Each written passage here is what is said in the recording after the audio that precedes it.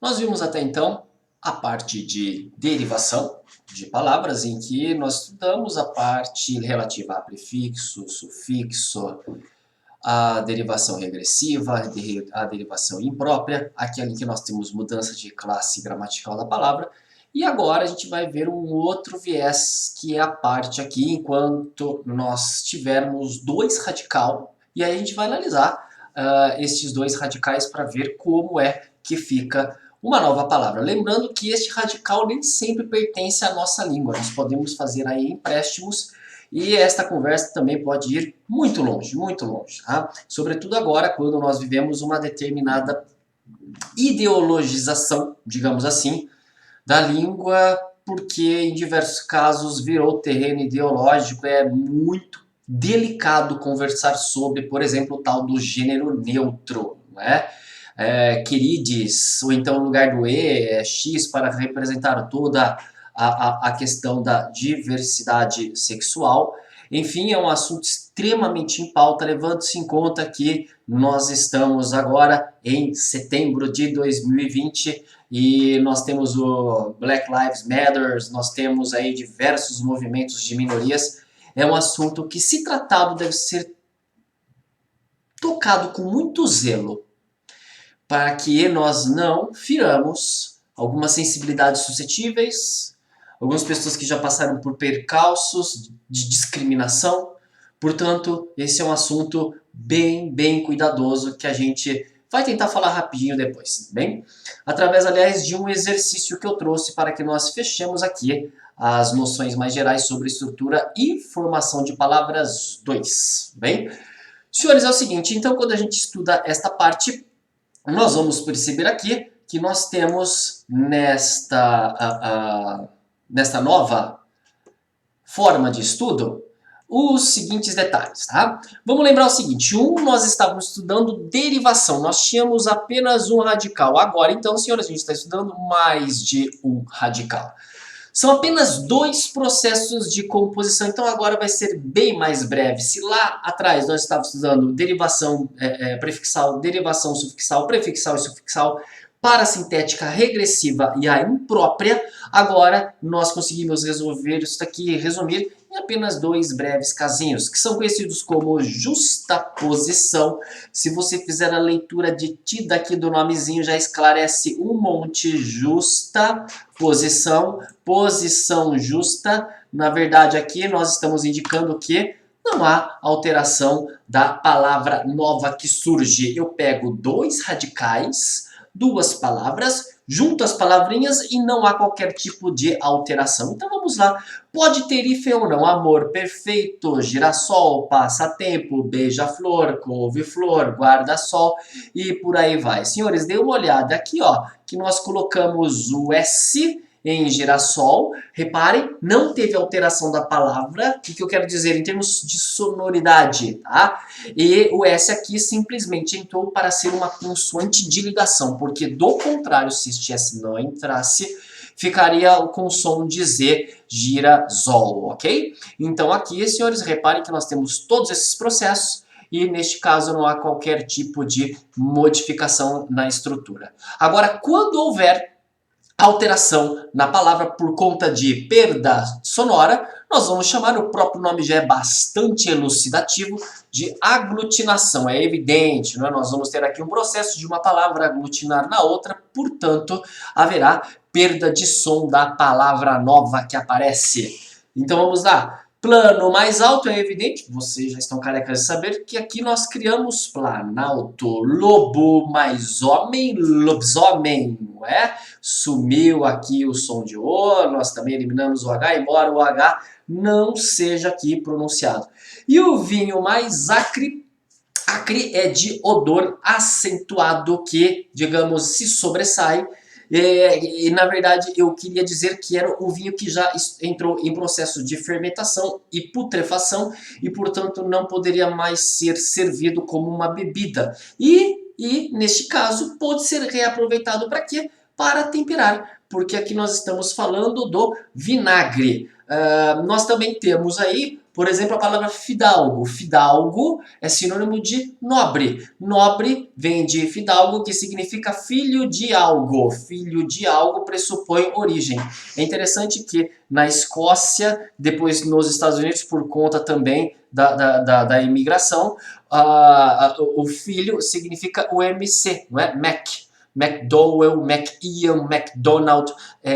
Então aqui, pessoal, o filho de algo também representa isso. É muito interessante notar que quando se diz que tal pessoa tem sangue azul, era para identificar por conta da cor da pele, que era tão branca, que era possível observar aqui as veias da pessoa. E aí se criou este termo sangue azul para também estar ligado a uma ideia de superioridade estamental, em que nós temos privilégios destacados e VIPs, digamos assim, para uma determinada casta bastante seleta, tudo bem?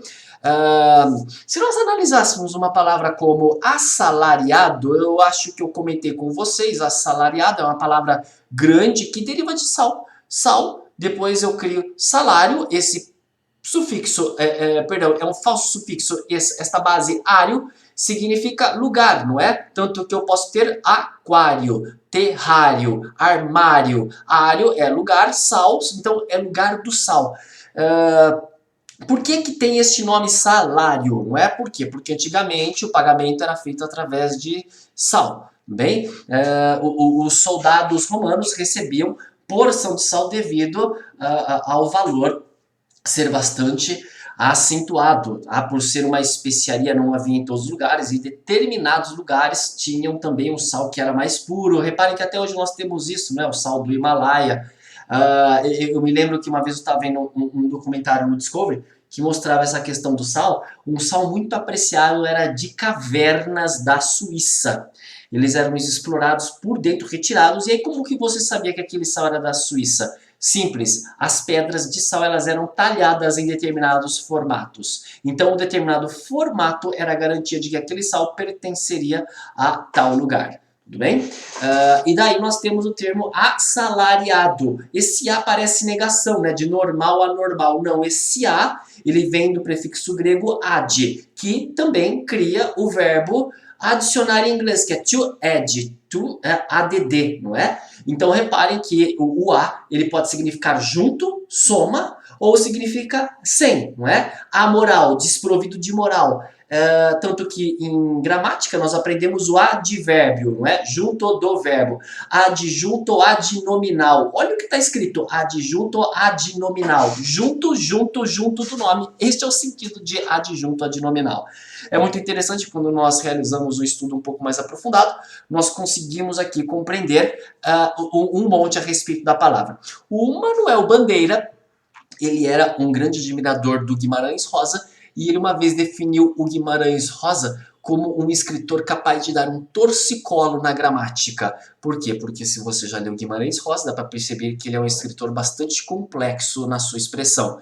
Ele era poliglota, falava 11 idiomas, eu não sei em quantos escrevia, e em diversos casos ele se aproveitava de outras línguas para fazer a sua própria criação. Aí o Manuel Bandeira chega em determinado momento e fala que ele fazia hitlerosidade com a língua, que era um monstro magnífico, um monstro maravilhoso. Hitlerosidade, não é? Eu tenho uma mistura aqui de Hitler com atrocidade, não é? Atrocidade é o que é atroz, pungente, muito forte, que me causa pânico, uma dor lancinante. Então, repara que ele quer dizer que ele pegava a língua e criava algo que era monstruoso, inesperado, que causava surpresa nas pessoas, mas ao mesmo tempo lindíssimo. Então aqui o hitlerosidade é um processo formado por aglutinação. Hitler mais atrocidade, hitlerosidade. Tudo bem? Então tá aí, senhores. Estes são os dois processos que faltavam para nós terminarmos. O que nós veremos agora é mais ou menos um apanhado geral a respeito de outros processos que existem também. Então vamos lá. Hibridismo. Se fosse na biologia, o que é uma semente híbrida? É uma semente resultada de espécies diferentes, não é? através, às vezes, de enxerto. Isso aqui também acontece do mesmo jeito na língua. É quando nós temos aqui palavras que têm elementos de línguas distintas, diferentes, tá? Então vamos lá. Automóvel. Auto é grego, móvel é latim. Enfim, nós temos aqui estas duas palavrinhas que formam uma nova. Ou então, tweetar, não é? Eu tenho aqui o tweet em inglês, mas o processo de formação de verbo em inglês, are. É muito interessante notar que nós podemos ir muito além para entender aqui como é a formação dessas palavrinhas aqui. Uma outra poderia ser burocracia. Cracia vem do grego governo. Bureau vem do francês bureau. Bureau significa simplesmente escritório. Bem? Então reparem que burocracia tem tudo a ver com escritório, documentação, todo aquele processo que nós aqui no Brasil amamos, não é? E que nos entrava sobremaneira quando queremos alguma coisa. Então quando a gente consegue perceber essas coisas, muitas outras acabam, digamos, se abrindo, descortinando na nossa frente, não é? O que significa FBI, que a gente vê toda hora em filmes? Significa Federal Bureau, olha aí, é o mesmo bureau de burocracia do francês. FBI significa então Federal Bureau of Investigation, que, traduzindo, nada mais é do que Escritório Federal de Investigação. Tudo bem? Então vejam o quanto que nós podemos aí, neste caso, entender as palavras por meio, às vezes, de um pequeno desmanche. Não é? Vamos dar um outro exemplo. Nós poderíamos pegar uma palavra como pedagogia. Pedagogia, esse pedo, não é? Significa criança. Gogia é nada mais do que aquele que conduz. Então, pedagogia seria o que conduz a criança. Tá? Grosso modo dizendo, uma tradução bem próxima da verdade, seria isso, né? Pedagogia, Pedro, criança, Pedro, criança, gogia é o que conduz a criança. Vamos desmontar? Eu poderia criar uma outra, não é? Pediatra, que é médico de criança. Pedofilia. Pedofilia, no caso aqui, eu vou ter obsessão por criança. Tá? E aí, lembra que eu falei, então, da parte de pedagogia, não é? Pedagogia é quem conduz a criança, gogia aqui é o que conduz, não é? Vamos trocar pedagogia por demagogia? Demagogia, não é? Um demagogo é um político que apela para, digamos, as emoções, e nem sempre é tão louvável isso, não é? Então, vamos lá. Demagogia significa o que conduz o povo, não é? Democracia. Cracia vai ser governo. Demo é povo, não é? Digamos que, de certo modo, você consegue perceber aí o quanto que é possível, não é? Altura, formar novas palavras. Altura é a mesma coisa que acro. Acro, tudo bem? Cidade é polis, não é? Uma cidade alta eu posso chamar de acrópole. Olha só que interessante. Se você tem medo de altura, eu posso falar que você tem acrofobia. Viram? Viram como este processo é bem interessante quando nós conseguimos entender tudo isso? No Rio de Janeiro nós temos a cidade de Petrópolis. Petro vem de Pedro. Pedro, que era o nosso imperador Dom Pedro, não é? Petrópolis, cidade de Pedro. Tudo bem? A palavra Ita significa pedra, não é? Daí nós temos Itápolis. Itápolis, cidade de pedra. E Ita, neste caso, é Tupi. Então reparem que nós estamos misturando aqui grego com Tupi. Tá bom? Então tá aqui, pessoal. É evidente que os processos de hibridismo mais comuns são os processos em que nós, de certo modo, pegamos palavras do inglês e adaptamos para o nosso idioma, muito porque nós temos uma influência muito grande dos meios de rede social, computação, internet, não é? Então são termos que hoje são traduzidos naturalmente e que antes torciam o nariz um pouco, não é? Por quê? Porque havia um certo nacionalismo que não queria que as pessoas falassem delivery, queriam que falasse em domicílio, tá? E detalhe, não é entrega a domicílio, não existe isso, é entrega em domicílio, bem? Por quê? Porque quem entrega algo a alguém em algum lugar, tudo bem? Entreguei o boletim a meu pai, na rua, em casa, então é entrega em domicílio, tudo bem? Muitas pessoas se incomodavam, por exemplo, com uma vitrine em que estivesse 50% de desconto, 50% off. Nós já tivemos o ministro da Cultura, que é o Aldo Rebelo, e ele cogitou, isso faz tempo, tá, pessoal? Já faz aí os seus 15 anos para mais. Ele cogitou taxar com multa pessoas que usassem o inglês em alguns lugares, e cá entre nós, não é? Eu acho isso preocupante. Preocupante porque flerta com os nacionalismos que nós deveríamos repudiar do século XX e que nos, infelizmente, impossibilita de termos a liberdade que gostaríamos de ter. Levante-se em conta que a língua é viva, é um organismo que se multiplica sem a nossa bênção, sem o nosso aval. Bem, neste caso aqui, eu não posso impor um modelo para que se fale de um jeito e não de outro, embora é muito interessante que possamos observar as palavras que nós estejamos falando aí para que não cometamos um ato discriminatório preconceituoso, bem? Mas palavras como, se eu pego o verbo em inglês to reset, resetar, tudo bem, não é? Formatar o computador, tanto que eu já vi pessoas falando que reinstalaram o Windows e coloca o reboot como bootei, não é? Com repetição do aí eu bootei meu computador ontem, não é? Tanto que nós traduzimos quase que literalmente agora o upload, não é?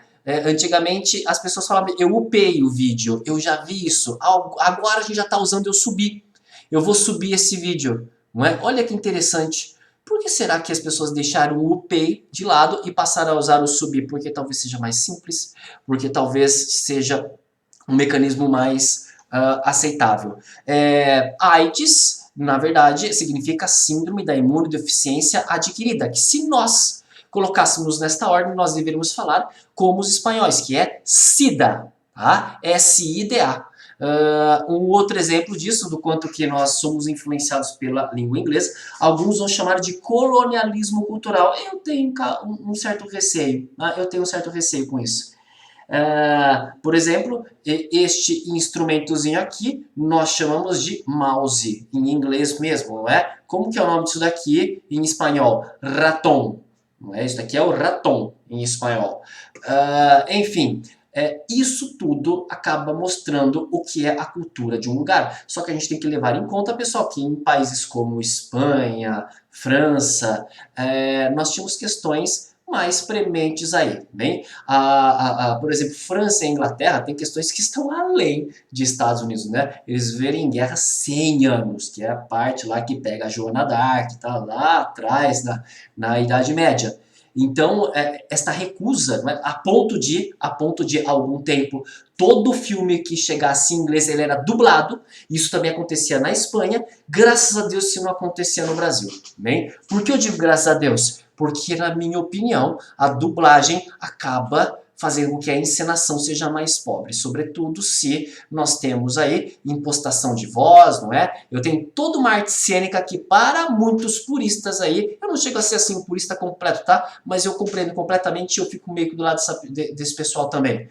Há uma perda de cenografia que pode causar um prejuízo em todo o filme, tudo bem? Vocês viram aquele filme Dark Knight? Que tem o Coringa que ganhou o Oscar antes desse Coringa aqui do Joker, tá? Lá atrás, quando tinha o Batman também. Repara que ele tem aqui 2 cicatrizes, não é? Quando ele fala, ele coloca a língua para fora, ele fala meio que para dentro. Então reparem que eu tenho todo um treinamento exaustivo do ator e aí eu pego o dublo, não é? O que a dublagem vai fazer? Vai matar, com certeza, esta capacidade de nós absorvermos toda a complexidade do Heath Ledger, que foi o ator que depois até tirou a própria vida por algum motivo de ansiedade, insanidade, confusão com o personagem, há diversas teorias, né? Enfim, pessoal, então tá aqui, hibridismo é este processo. O próximo aqui, abreviação. Senhores, não é abreviatura, tá? Neste caso, a abreviação é quando nós temos uma palavra que deriva de outra e é menorzinha. Por exemplo, foto deriva de fotografia. Quase ninguém, mas hoje fala, vou tirar uma fotografia, não é? Aliás, se você falar fotografia, é capaz de alguém dar um risinho, não é? Cine, neste caso, deriva de cinema. Se você for ao shopping, tem Cine 1, Cine 2, Cine 3, que são as salas. Que, por sua vez, deriva de uma outra palavra maior, que é, muita gente pensa que vai ser cinemática, não é? Não, neste caso, deriva de cinematógrafo, que era aquele aparelho gigantesco que as pessoas levavam, geralmente até numa determinada carroça tal, para que as pessoas conhecessem a sétima arte no início do século passado. Há notícias no interior de São Paulo de um padre que levava em diversos lugares colônias com imigrantes, fazendas, cidades, para que as pessoas vissem pela primeira vez a sétima arte e quase todo mundo ficava impressionadíssimo. E por ser algo completamente de vanguarda e revolucionário, as pessoas às vezes criavam um determinado medo daquilo, tudo bem? Como assim? Simples, se eu estivesse vendo um filme e aí a câmera estivesse de frente para um trem que estivesse vindo, com tudo na frente, muita gente poderia sair correndo. Ou então, no cinema, começava a chover no filme, a pessoa saía correndo para fechar a janela de casa. Isso era comum. Isso é fantástico. Eu acho que nós poderíamos ter aí resultados científicos da neurociência que poderiam esclarecer e muito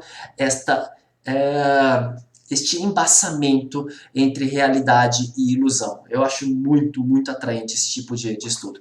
Pneu, por sua vez, deriva de pneumático. Imagina isso, você não trocava o pneu, você trocava o pneumático. Tá? Pneu significa ar, tanto que se você tiver uma crise aguda, você pode ter uma pneumonia, que é esta falta de capacidade respiratória.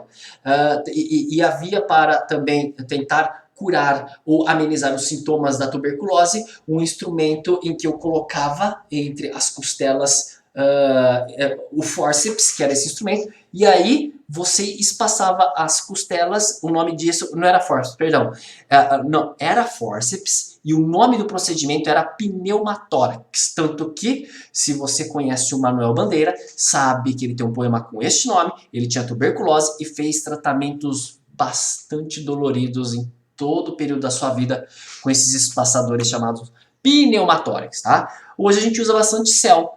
Eu vou digitar aqui no meu céu, depois eu passo para você, que é celular, fone, não é? As pessoas não escrevem mais telefone, fone, e escreve na frente. Ou então micro, no lugar de microcomputador. Agora, se você falar o meu PC quebrou, que é de personal computer, tá? Neste caso, PC vai ser abreviatura, tudo bem? Não é abreviação. Abreviação é quando a palavra fica menor do tipo, e aí, beleza? Belê é uma abreviação.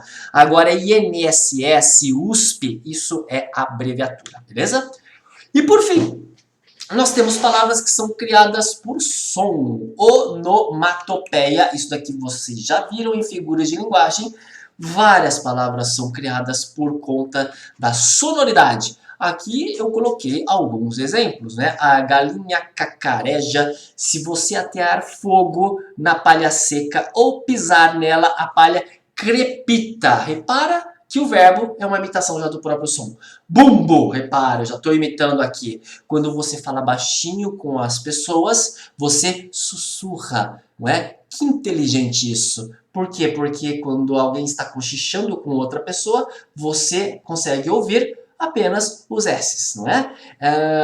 Eu tenho uma história que eu sempre conto isso em aula, que é a seguinte: tinha um professor de espanhol aqui em São Carlos, muito querido, uma pessoa com um coração imenso, foi professor até da minha mãe, chamado Abel. E o Abel conta que quando ele veio para São Carlos, ele não sabia português, e ele começou a aprender, tentar saber como que era o nosso idioma, como é que se comunicava. E aí ele foi pegar transporte público. Quando ele foi pegar transporte público, as pessoas estavam passando, né? E pediu para que ele desse um passo ao lado, para que passassem e saíssem do outro lado. E aí ele viu como que era que as pessoas falavam, tá? E começou a fazer a mesma coisa. Quando ele entrava no ônibus e estava perto do seu ponto para sair, e ele queria chegar até a saída, sendo que havia muitas pessoas atravancando o caminho, ele fazia para a pessoa sair da frente, porque ele achou que para que você pedisse para a pessoa sair do caminho, você deveria fazer isso, tudo bem? E depois de muito tempo ele percebeu que não significava para a pessoa do tipo, show, sai daqui, tá? Era o que ele conseguia ouvir de licença. Licença, ele transformou em porque se sobressaía o som de S. Daí sussurrar. Percebem? Porque é o som que a gente consegue distinguir com mais facilidade. Ou então cochichar. Percebem? Ruflar. Uma pomba, um gavião, um urubu, quando bate as asas ruflam. Vocês já viram, pessoal, como é que é esse barulho? Você já deve estar imaginando agora. Uma bandeira no mastro ao vento, ela também rufla. Olha como já temos aqui a imitação do som. Uma empresa antiga que não acompanhou a modernidade, uma empresa clássica de máquinas fotográficas e filmes que quebrou porque achava que esta onda digital não viria para ficar. Se chamava, provavelmente vocês conhecem, já viram alguma coisa, Kodak. A Kodak tinha este nome por conta do barulho do flash, Kodak, ok? Então tá aí, onomatopeia são essas palavras que nós criamos por meio do som, beleza? Dê uma olhadinha agora aqui neste exercício, eu gostaria que vocês tentassem resolver, tá? Bom, aqui é aquele momento que eu falei que nós iríamos tratar aqui de um assunto delicado, que é esta parte da questão da diversidade sexual. Bem, vamos ler o texto aqui e aí a gente faz o exercício. Olha lá. A expressão difundida pelos politicamente corretos estão presentes, principalmente, na militância gay e no movimento negro. A Associação Brasileira de Gays, Lésbicas, Bissexuais, Travestis e Transsexuais, ABGLT, editou uma cartilha para educadores e outra para comunicadores, em que sugere quais palavras devem ser usadas. Exemplo disso é a troca de homossexualismo por homossexualidade, que já é completamente comum. Não é? Homossexualismo a gente nem fala mais. O argumento é forte. Em 1996, a Organização Mundial da Saúde, OMS, retirou o homossexualismo da lista de doenças. Isso aqui era considerado doença, pessoal. Por isso o sufixo ismo, que remete a doenças, não teria mais sentido, não é? Do tipo botulismo. Então o ismo estava atrelado a uma palavra e neste caso parecia que era uma doença. Pessoal, não era só a homossexualidade que era considerada uma doença, tá? No século XX também, se você fosse introspectivo e tímido, que são características normais da personalidade de qualquer pessoa, isso também era considerado doença. Bem, o que é um equívoco que me deixa estarrecido, porque diversas pessoas mais caladas, e nós precisamos de pessoas caladas, as grandes revoluções científicas, os grandes livros, eles são escritos por pessoas introspectivas que gostam da companhia de seus pensamentos, que vivem muito bem com a sua mente. E nós taxamos essas pessoas como, não esquisitos, mas como as pessoas que precisavam de ajuda e elas foram medicadas, não é? Você precisa de mais algum exemplo para mostrar o quanto que nós temos uma tendência tirânica a padronizar um determinado comportamento e depreciar o outro como algo que deveria se alinhar. Se você quer ter um pouco mais desse tipo de experiência, eu sugiro que você assista ao filme The Wall, do Pink Floyd. Se você não quer assistir o filme, pega a sua parte da música Another Brick in the Wall. Bem, nesta música eu tenho uma crítica veemente a esta padronização das pessoas com uma conduta extremamente única, unilateral, sendo que todos aqueles que não têm esse tipo de conduta acabam sofrendo preconceito. Tem um outro filme que eu acho fantástico, que trata disso também, é uma história real que aconteceu na Alemanha dos anos 30, se não me engano. O nome do filme é O Enigma de Caspar Hauser. Esse filme, pessoal, também mostra um homem que aparece num vilarejo, ninguém sabe quem ele não fala e parece uma espécie de tábula rasa. Uma pessoa que não teve qualquer tipo de educação. É uma coisa que é um dos maiores mistérios da humanidade de todos os tempos. E o Caspar Hauser começa a ser educado na idade adulta. E por ser educado na idade adulta, por um professor idealista, extremamente elevado, intelectual e moralmente, ele adquire com muito primor uma educação clássica e, diferente de nós, ele não sabe mentir. Ele não entende a mentira como algo, às vezes, apropriado para manter as etiquetas. Não é? E aí, quando o Kaspar Hausen ele vira uma espécie de, eu não vou dizer animal, mas não deixa de ser um animal, ele é uma espécie de centro das atenções, todo mundo quer conhecer o Kaspar Hausen, e ele é levado em saraus, em banquetes, ele acaba estremecendo as relações. Por quê? Porque ele fala tudo o que ele está sentindo. Né? Então, se ele está num determinado ambiente em que todos estão seguindo as etiquetas e aquela hipocrisia, né? Ele não vai ser, ele vai falar na cara das pessoas e aquilo acaba chocando muita gente, não é? Então tá aí esse texto para que vocês percebam o quanto que nós temos dificuldade em compreender o outro como uma individualidade tão legítima quanto eu em sua existência. Então beleza, vamos lá, vamos ver aqui a instrução do exercício. Em o sufixo ismo, que remete a doenças, mostra-se o papel desse elemento na produção de efeitos de sentido.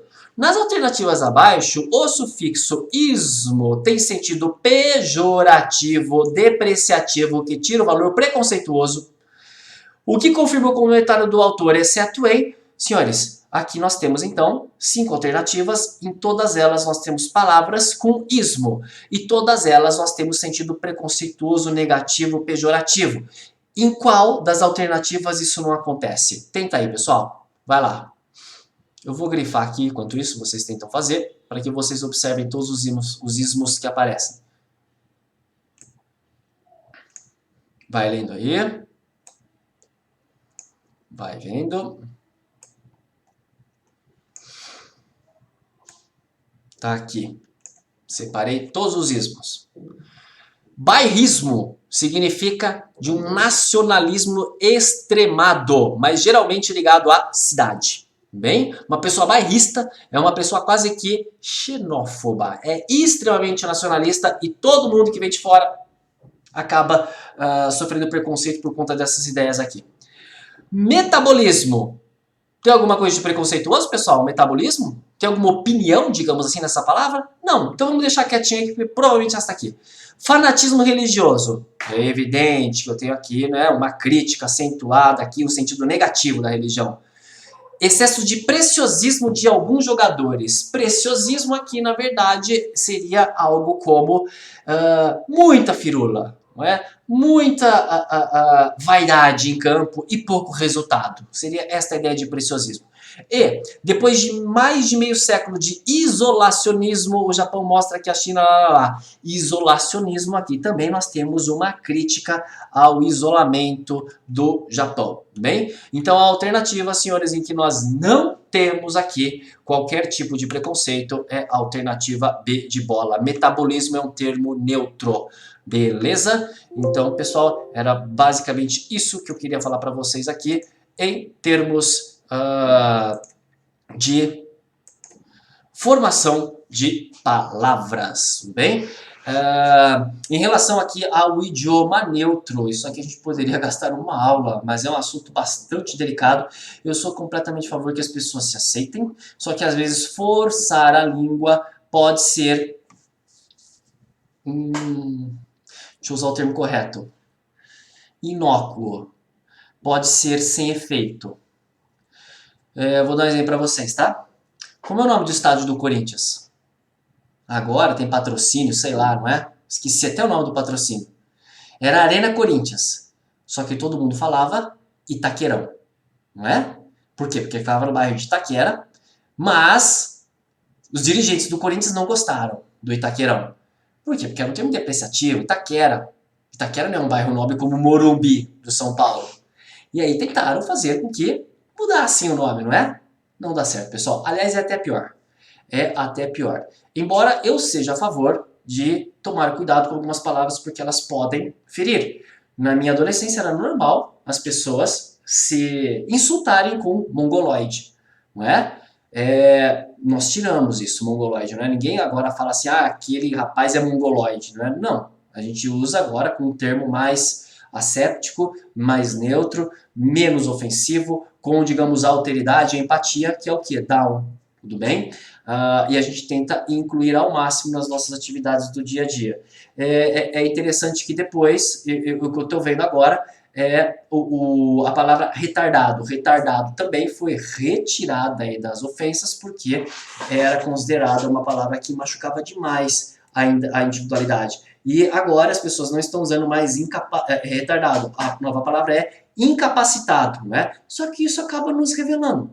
Porque cá entre nós, se eu troco a palavra, eu uso a outra para ofender, eu não preciso nem falar. Se retardado, tipo, agora que é na lista negra, do cancelamento, não pode falar mais retardado, daqui 5 anos, o que a gente vai estar falando um pro outro? Seu incapacitado, não é? E o que vai acontecer? Incapacitado vai cair também na malha fina, digamos assim, nesse macartismo repaginado, que é esta vigilância de tudo que as pessoas estão falando, e eu tenho certeza que muitos estão até com um determinado receio do que falar. Bem, neste caso, a discussão, como eu disse, ela é muito complexa mesmo, pois os elementos da língua, da linguagem, eles não são matemáticos, não são. Em alguns casos pode haver uma grande contradição na maneira como nós observamos a língua. Ok? Então era isso, senhores. Muito obrigado pela atenção. Ótimo estudo para vocês e contem comigo aí. Grande abraço, beijão.